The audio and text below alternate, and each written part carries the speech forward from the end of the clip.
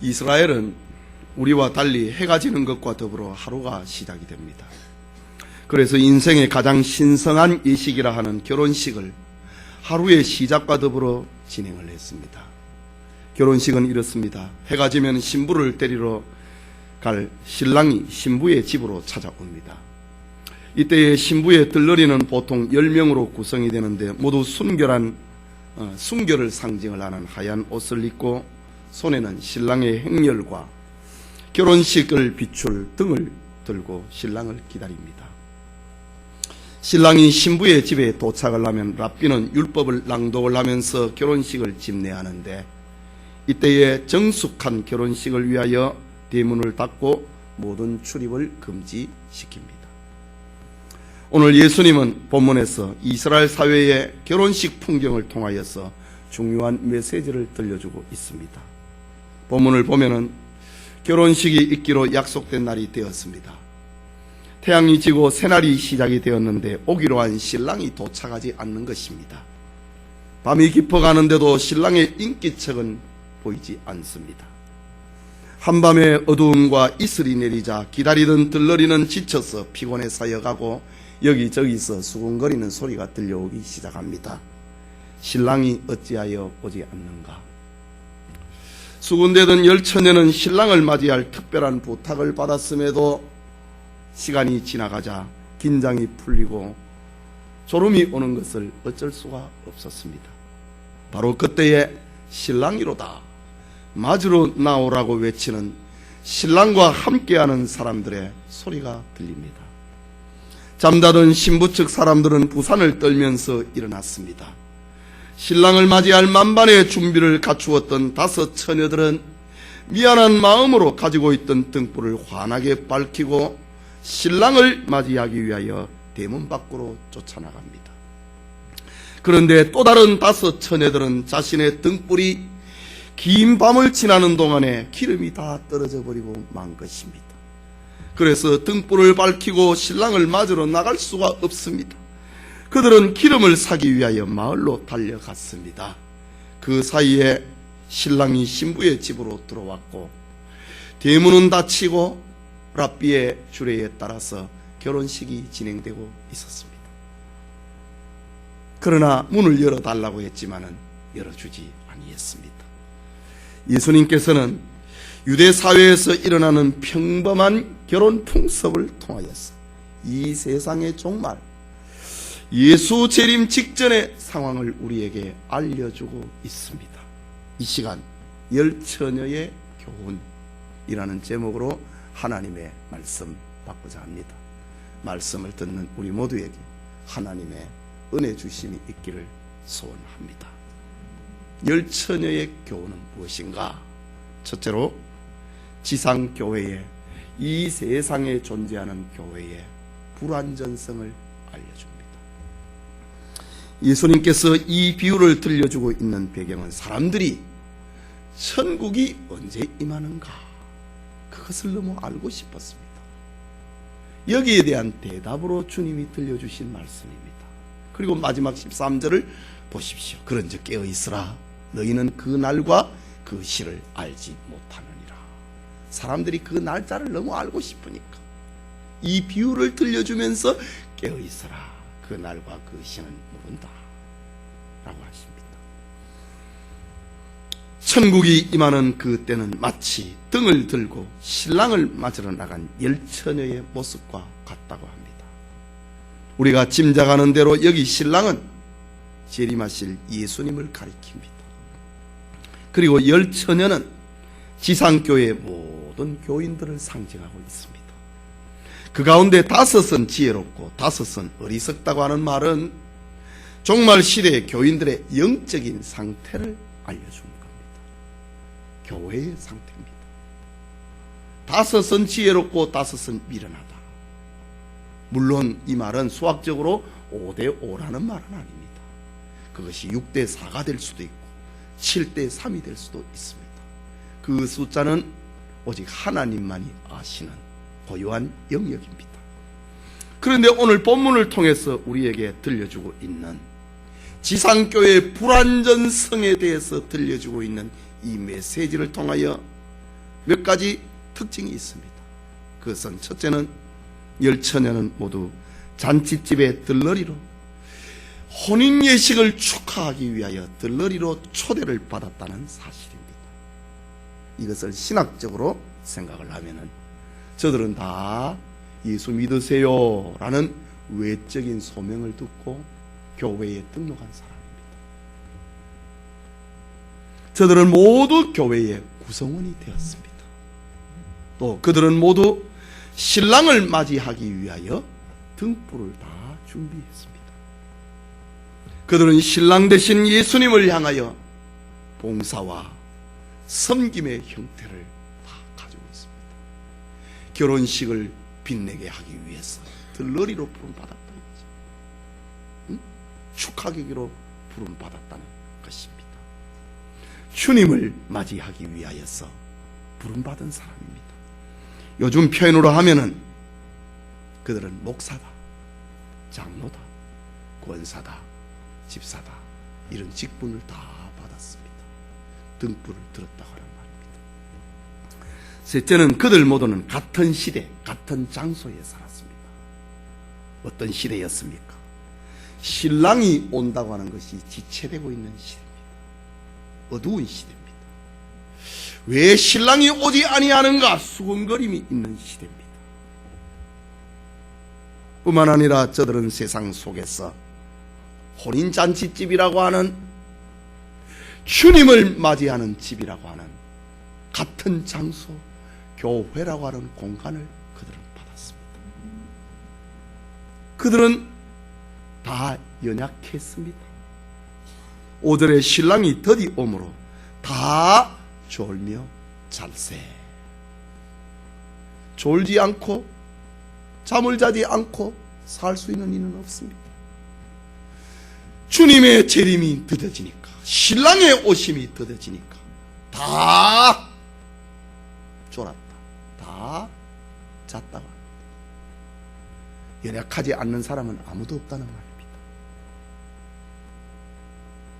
그들 모두는 다 죄인이었고 한결같이 그리스도의 속죄를 필요로 하는 사람이었습니다.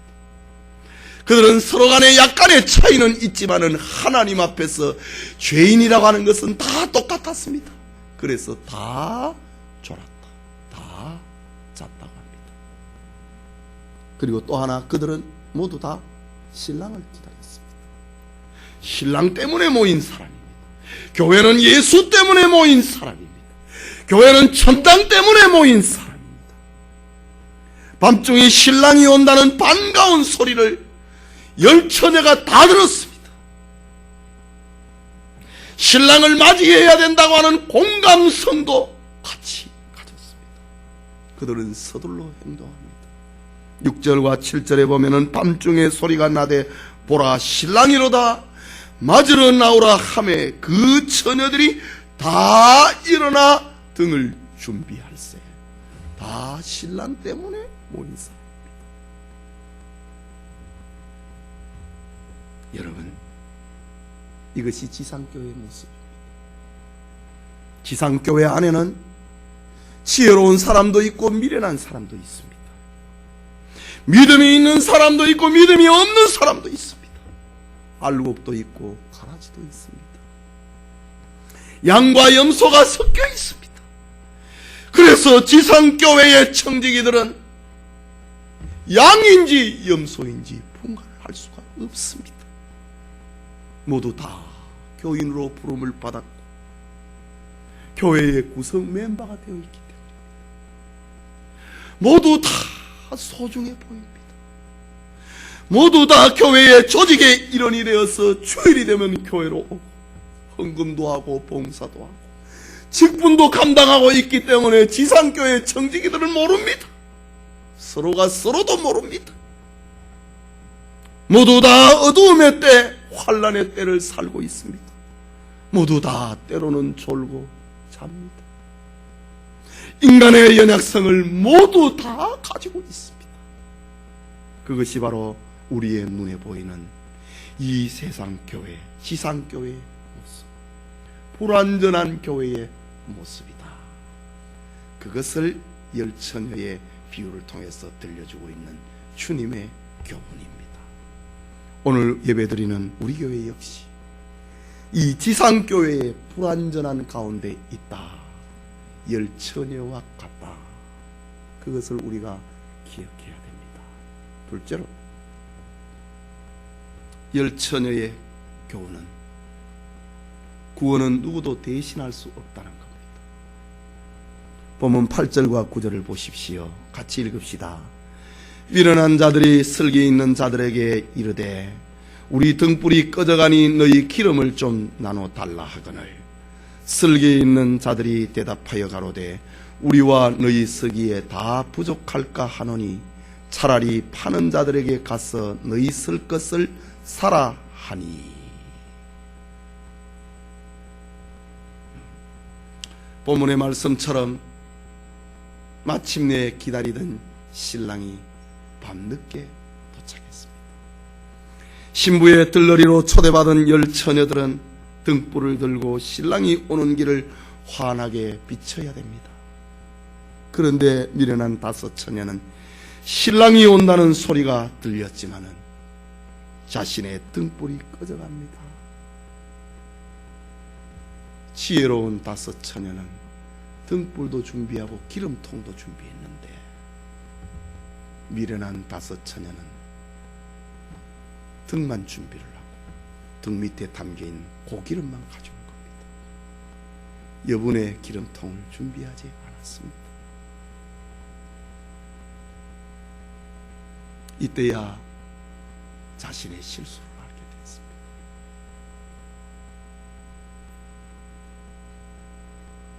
저들은 등불을 기름통을 겸하여 가지고 있는 처녀들에게 다섯 처녀에게 우리에게 기름 좀 나눠달라고 합니다. 하지만 슬기로운 처녀들은 이 기름을 나눠주면은 이렇게 깊은 밤에 시작이 되는 이 결혼 예식, 신랑을 맞으러 가고 그리고 랍비의 율법을 낭독과 더불어 밤에 결혼식이 진행이 되는데 결혼식이 끝날 때까지 우리 불이 다 꺼져버린다. 빌려줄 수 없다고 합니다. 슬기로운 처녀는 기름이 떨어져 버린 다섯 처녀들의 요청을 거부했습니다.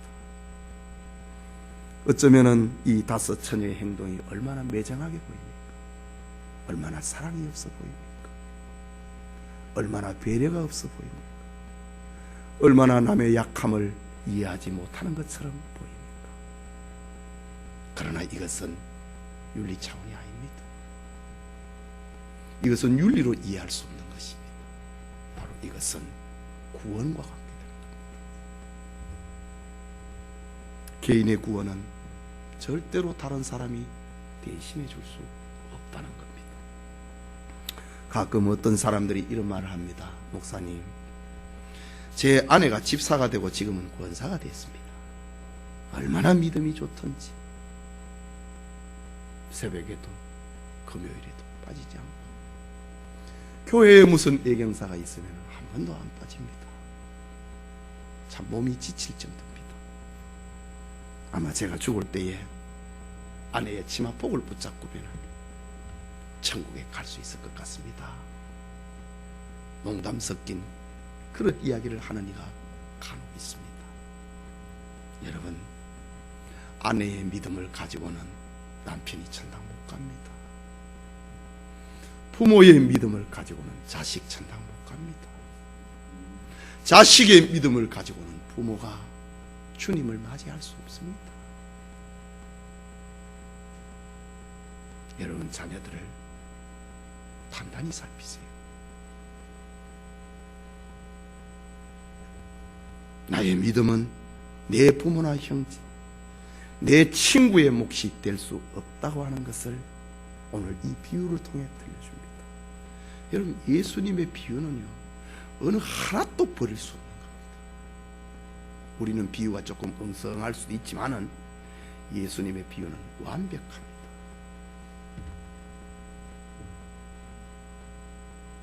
우리의 믿음은 내 구원을 주신 위해서 하나님이 주신 선물일 뿐입니다. 내 믿음은 나만을 구원에 이르게 합니다. 물론 믿음이 있는 사람은 주위에 있는 사람들을 구원으로 인도할 수는 있습니다. 그러나 그 심령 속에 믿음을 담을 수는 없습니다. 믿음을 주시는 이는 하나님이시기 때문입니다. 궁극적인 책임은 당사자에게 있는 것입니다. 다시 본문의 결혼식을 봅니다. 여기 등은 열처녀 모두가 가지고 있었다고 합니다.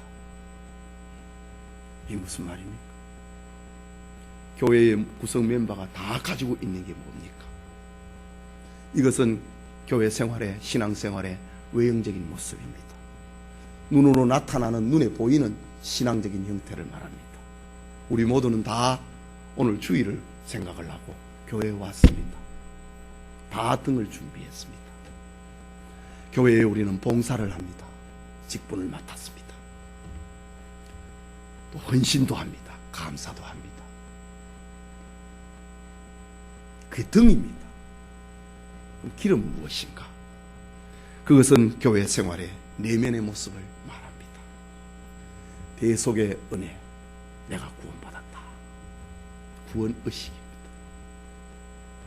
정리하면은 우리의 교회 생활에는 외형을 무시할 수는 없습니다. 직분을 무시할 수 없고 주일을 성수하는 거 무시할 수 없지요. 헌금하는 거, 봉사하는 거 결코 무시할 수 없습니다. 신앙의 외형은 우리 신앙 내면을 담는 그릇입니다. 신앙의 외형에는 반드시 내면을 담아야 됩니다. 믿음을 담아야 됩니다. 내가 구원받았다. 이것을 담아야 됩니다. 말하자면 교회의 직분에 믿음을 담아야 됩니다.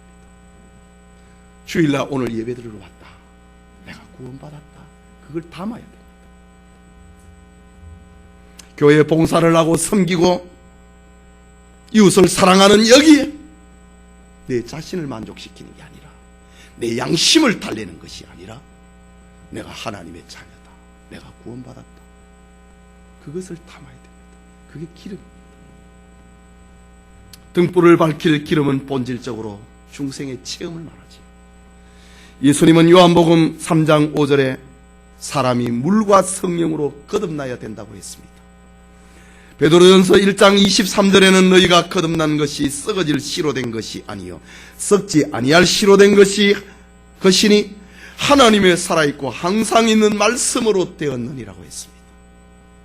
본문에 미련한 5처녀의 등에 기름이 떨어졌다는 말은 본질적으로 중생의 체험이었다는 겁니다.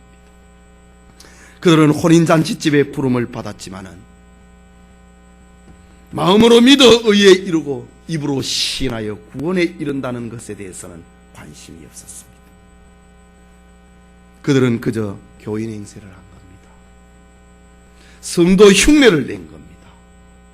믿음이 있는 척 한 것입니다. 미련한 5처녀는 신랑이 오기 전에 내가 거듭나야 된다. 내가 하나님의 자녀가 되었다. 내가 구원받았다. 이것이 얼마나 소중한 줄은 몰랐습니다. 신랑이 오기 전에는 내가 교회의 직분이 너무 소중했고, 신랑이 오기 전에는 내가 남에게 보이는 것이 너무 소중했고, 봉사하는 것이 소중했고, 사람들에게 칭찬 듣는 것이 그게 소중했습니다.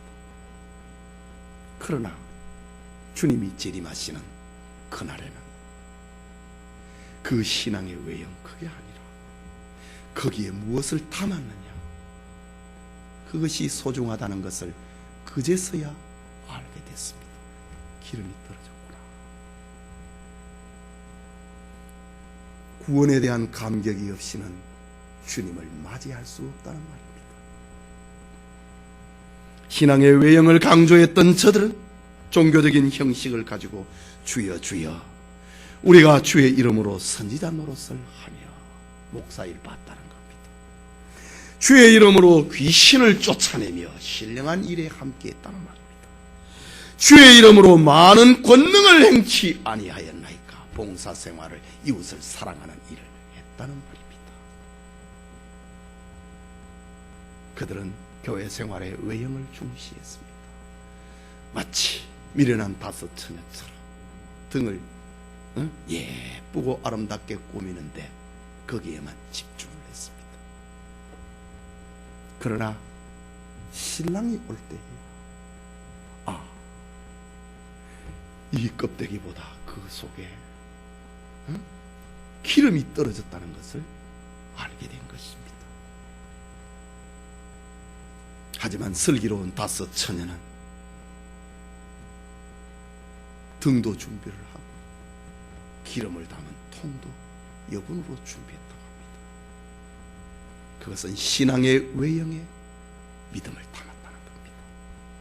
주일 성수에 믿음이 있었고 11조와 헌금 생활에 믿음이 있었고 봉사와 섬김에 믿음을 담았다고 믿음으로 했다는 겁니다. 자기 자랑을 위해 산 게 아니고 사람들의 체면 때문에 한 것이 아니고 믿음으로 했다는 것입니다. 여러분은 어떻습니까? 여러분의 교회 생활에 신앙과 외형과 내용을 함께 가지고 있습니까? 미련한 다섯 처녀처럼 등은 예쁘게 단장을 하고 꾸밀 줄을 알면서 기름을 준비하지 못한 믿음이 없는 자가 아닙니까?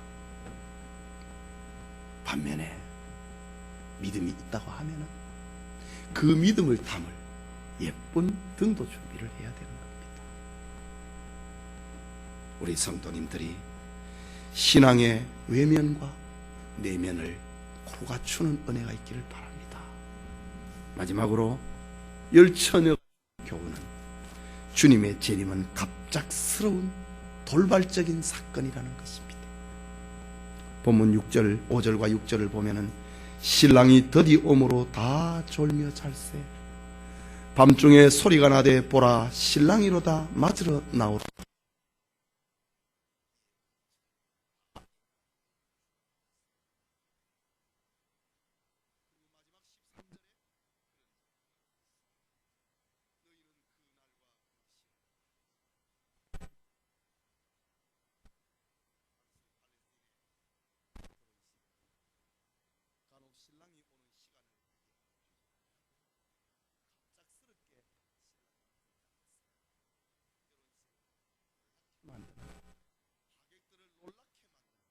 그런 재미가 종종 있었습니다.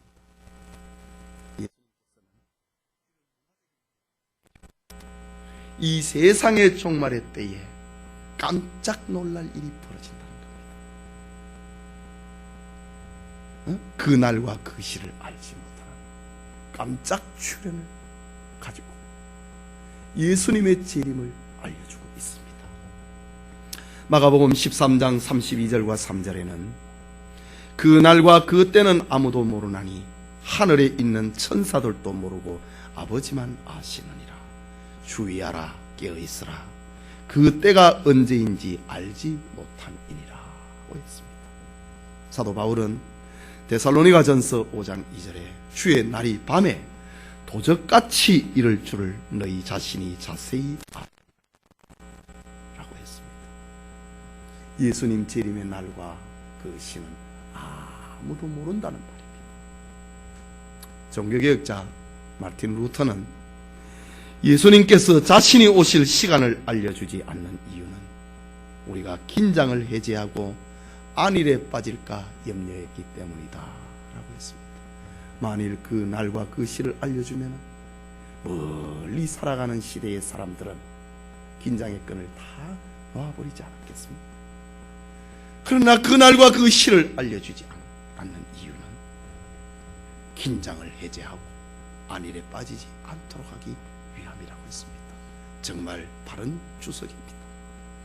초대교회 교부 어거스틴은 우리가 매일 당하는 그 날을 우리 일생의 최후의 날과 같이 알고 살게 하기 위해서 그 날을 알려주지 아니했다라고 합니다.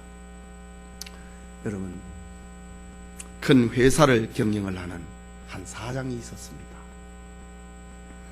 그는 돈을 많이 버는 사장이었지만은 신앙이 약해가지고 마치 미련한 다섯 처녀처럼 신앙이 약해가지고 교회를 자주 빼먹는 변덕을 부렸습니다. 한 번은 목사님이 그 회사 앞을 지나시다가 사장을 만나기 위해 면회를 신청하고 비서실에서 기다립니다. 그런데 비서가 사장님, 목사님이 오셨는데 어떡할까요? 라고 전하자 사장이 하는 말, 나 없다고 해라. 나 지금 일 때문에 너무 바쁘잖아. 오늘은 내가 아무도 못 만나는 거 네가 알잖아. 없다고 해. 말을 했습니다. 회사를 찾아온 목사님은 결국 면회를 거절을 당하고 말았습니다. 그날 저녁 퇴근 시간이 되고 1시간, 2시간이 지나도 사장이 사장실에서 나오지 않는 겁니다. 비서는 퇴근도 못하고 조마조마하다가 사장실 문을 살짝 열어보았습니다. 깜짝 놀랐습니다. 사장은 머리를 숙인 채 책상 위에 쓰러져 있었기 때문입니다. 직무 중에 심장마비로 세상을 떠난 겁니다. 사장은 자신의 권한을 가지고, 자신의 주권을 가지고, 자신의 자유의지를 가지고 면회를 선택할 수 있고 목사의 신방도 거절할 수도 있었습니다. 그러나 자신의 죽음은 거절할 수 없었습니다. 죽음이라고 하는 것은 개인의 종말입니다. 그 죽음은 누구도 막지 못합니다. 우리 중에 자신의 죽음의 때를 아는 자가 있습니까? 아무도 없습니다. 하나님께서 우리를 부르시면 어디에서든지 언제든지 하던 모든 일을 손에 놓고 가야 됩니다. 그렇다면 개인의 종말인 죽음을 준비할 수 있는 슬기로운 자가 되어야 되지 않겠습니까? 그뿐만 아니라 이 세상의 종말도 있습니다. 종말의 날은 지금처럼 정치와 경제와 문화 등 사회의 각 분야는 여전히 분주하게 돌아갈 것입니다. 사람들은 먹고 마시고 시집가고 장가들고 이리저리 뛰어다닐 것입니다. 그 와중에도 분별 있는 설교자는 종말을 예비해야 된다고 외칠 것입니다. 그러나 지금처럼 그때도 많은 사람들은 결단을 미룰 것입니다. 여러분, 너무 늦었다는 절망의 탄식이 나오기 전에, 구원받을 수 없는 영적인 밤이 오기 전에 깨어서 주님 맞을 준비를 해야 할 것입니다. 성도 여러분, 1989년 10월 28일에 0시에 예수님이 재림하신다고 주장하며 다가올 미래를 예비하라 라는 책을 쓰고 많은 사람들을 미혹한 시한부 종말론자 이장님이를 아십니까?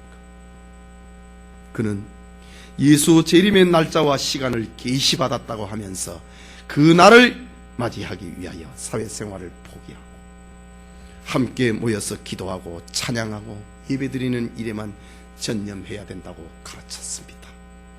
전형적인 이단의 모습이었지요. 그냥 그날은 지나가 버렸습니다. 그런데 다가올 재림을 예비하라 라는 그 슬로건은 틀린 것이 아니었습니다. 오히려 오늘날 많은 성도들이 예수님의 재림에 대해서 무감각한 것이 얼마나 더 큰 문제입니까? 시한부 종말론자를 비판하면서 깨어있지 못하는 자신의 무감각을 알지 못한다면 그것은 더 큰 문제입니다. 여러분, 오늘 본문에 등장하는 열처녀는 재림을 기다리는 성도의 자세를 알려주고 있습니다. 이 세상에 33년을 사셨던 예수님은 우리에게 주님의 재림과 천국을 기다리면서 살게 하셨습니다. 그것은 주님의 피로 값주고 사신 교회를 통하여 전개되게 하셨습니다. 자, 잔칫집 말입니다. 부름받은 잔칫집의 열처녀처럼 여러분은 불완전한 교회에서 예수님 맞을 준비를 어떻게 하고 있는지를 돌아보시기 바랍니다. 미련한 모습으로는 주님을 맞이할 수 없습니다. 세상의 것들은 조금 늦어도 괜찮습니다. 내가 살고 있는 한 기회를 만들 수도 있고 기회는 또 올 수도 있습니다. 그러나 영적인 일은 절대로 미루어서는 안 됩니다. 이유는 우리는 우리가 살 수 있는 시간을 알지 못하기 때문입니다. 그러므로 우리는 항상 깨어 주님 맞을 준비를 해야 됩니다. 오늘 성경에 들려주고 있는 깨어 있으라, 주님 맞을 준비를 하라. 여러분, 깨어 있는 게 뭡니까? 깨어 있는 것이 무엇입니까? 그것은 신앙의 내면과 외면을 고루 갖추는 겁니다. 신앙의 외형은 있고 내용이 있는 사람은, 외형은 있고 내면이 없는 사람은 등을 가졌으나 기름이 떨어져 버린 사람과 같습니다. 반대로 신앙의 내면을 가진 사람은 외형의 틀을 통하여서 거기에 담아야 불을 피울 수 있습니다. 외형은 내용을 담는 그릇이기 때문입니다. 우리는 불완전한 지상교회에서 신앙의 외면과 내면을 고루 갖춰야 됩니다. 때가 되면은 장로도 돼야 됩니다. 집사도 돼야 됩니다. 권사도 돼야 됩니다. 그래야 내 믿음을 거기에 담을 수 있습니다. 아, 나는 믿음이 있어. 그 안 보이는 믿음을 어디에 담았어? 보입니까? 주일을 맞이하면 하나님 앞에 나와 예배드려야 됩니다. 외형입니다. 내가 믿음이 있다고 하는 것을 주일 성수를 통해 나타내야 됩니다. 그게 깨어있는 겁니다. 뭐 잠 안 자고 있는 게 깨어있는 게 아니고, 깨어있다고 하는 것은 외형과 내면을 고루 갖추는 겁니다. 우리가 믿음이 있다고 하는 그것은 11조와 헌금 생활을 통해 나타내야 됩니다. 내가 믿음이 있다고 하는 것은 봉사와 섬김을 통하여서 나타내야 됩니다. 믿음이 있노라 하고 행함이 없으면 그건 가짜예요. 또 외형도 있는데 속에 믿음이 없다면 그건 인본주의예요. 사람에게 잘 보이려고 하고 자기 체면 생각하고 속에는 구원 의식이 없어서는 안 됩니다. 깨어 있어라. 주님의 이 말씀은 깨어 있어라. 그 날과 그 시를 알지 못하느니라. 등도 준비를 하고 기름도 같이 준비해야 된다. 신앙의 외형과 내면을 고루 갖춰야 됩니다. 바리새인들은 이 외형을 갖추는데 전문하는 사람이었습니다. 그러면 그것이 잘못됐는가? 아닙니다. 예수님이 말씀하시기를 너희는 이것도 행하고 의와 인과 신도 버리지 말라. 외형도 갖추고 내면도 버려서는 안 된다. 주님의 뜻입니다. 언제 임할는지 모르는 주님의 재림에 슬기로운 처녀처럼 신앙의 외면과 내면을 준비하는 깨어있는 성도들이 다 되시기를